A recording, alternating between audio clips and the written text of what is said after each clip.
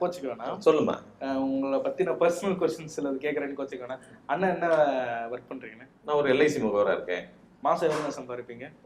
இது சொல்லணுமா? சரி பரவாயில்ல. ஒரு விருப்பம் இருந்தா சொல்லுங்க. பரவாயில்ல, இதெல்லாம் இருக்கு. ஒரு 80,000 இருந்து 1 லட்சம் ரூபாய் சம்பாதிக்கணும்னு வச்சுங்க. ஐயா, இன்னைக்கு நான் இந்த சமூகத்தால நான் பின்தள்ளப்பட்டிருக்கேன்.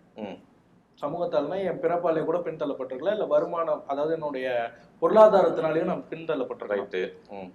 இலவசம் எனக்கு கிடைக்கிற இலவசம் என்ன சோம்பேறியாக்குன்றத இன்னைக்கு ரொம்ப சொகுசா வாழ்றவங்களால. தம்பி, நீ சொல்ல வர்றது எனக்கு புரியுது. நான் என்ன சொல்றேன்னா, அவர் கேட்டுட்டோம். அவரு ஒரு நிமிஷம் அவர் சொல்ற, நீங்க பேசும்பொழுது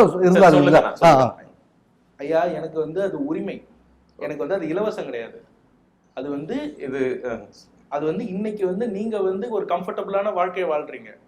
ஆனா என்னோட வாழ்க்கை எப்படி இருக்குன்றது எனக்கு தான் தெரியும். எனக்கு அந்த டிவியோ, இல்ல நான் ஃப்ரீயா போற பஸ்ஸோ, எனக்கு கிடைக்கிற ஆடு மாடோ, இல்ல எனக்கு கிடைக்கிற லேப்டாப்போ, எனக்கு கிடைக்கிற சைக்கிளோ, என்னால என் அப்பா அம்மாவால 2 பேரும் சேர்ந்து கூலி வேலை செஞ்சாலும் அந்த சைக்கிளையோ, இல்ல அந்த பேக்கையோ, அந்த லேப்டாப்பையோ எனக்கு வாங்கி தர முடியுமான்றது தெரியாது. அந்த செல்வ மகள் சேமிப்பு திட்டத்து மூலமா எனக்கு தங்க காசு, எனக்கு கல்யாணம் ஆகும்போது எனக்கு தங்க காசு கிடைக்குமா, இல்ல நான் படிக்கிறதுக்கு லோன் கிடைக்குமான்றது எனக்கு தெரியாது. சரிங்களா?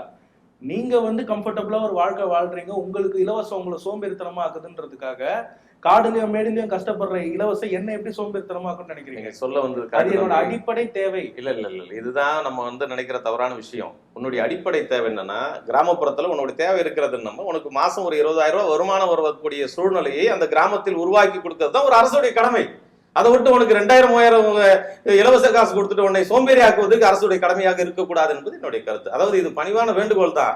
இது நம்ம அரசுக்கு நம்ம அதிகாரப்பூர்வமா பேசக்கூடிய விஷயம் இல்லை.